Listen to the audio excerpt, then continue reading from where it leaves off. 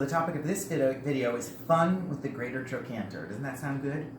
So I've been thinking a lot about the Greater Trochanter and all the things that attach to it, and I've come to do some work where I'm just moving the trochanter. So of course you're gonna work all the muscles, but if you move the trochanter, you're gonna be stretching those muscles in a context, and then also you're moving the joint while you move the muscle, so it's easier for the client to integrate.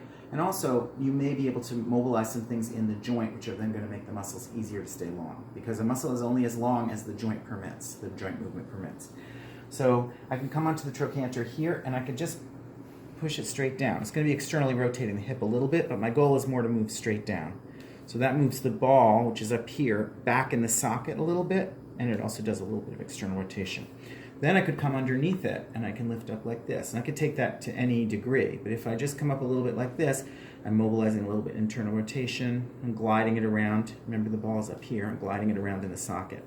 Or maybe I'd come here, and I'm going to pull down like this. So now I'm lengthening the whole lower back at the same time as I'm mobilizing the trochanter. And of course, I can go back and forth between one and the other.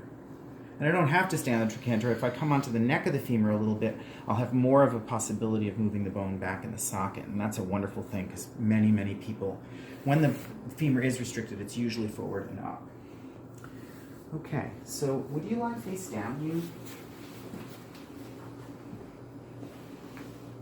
I assure you that the model was not harmed in the making of this video. Not yet, anyway. So lie face down. Do you want the shirt off? No, you're fine. So now from here, you know, the glute med is coming into the trochanter, the piriformis. If you think about it, these fibers are like synergists here, right? Because the bones are coming from here and here and converging on the trochanter. So to some extent, the rotation this way, the lifting this way, is shortening both of them. And if I go this way, I'm lengthening them.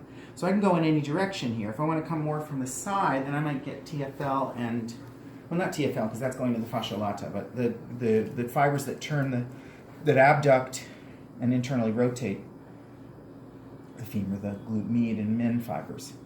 So I'm just going to push down, just stabilizing with the upper hand, and I can just push down towards her outer ankle.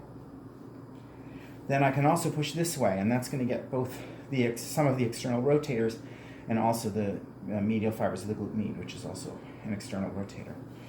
If I come straight here, I'll be going more towards all of those rotators.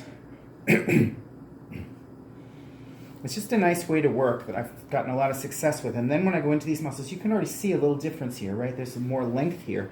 And now I haven't even started touching the muscles. So then when I go into the muscles, they're going to be easier for me to release.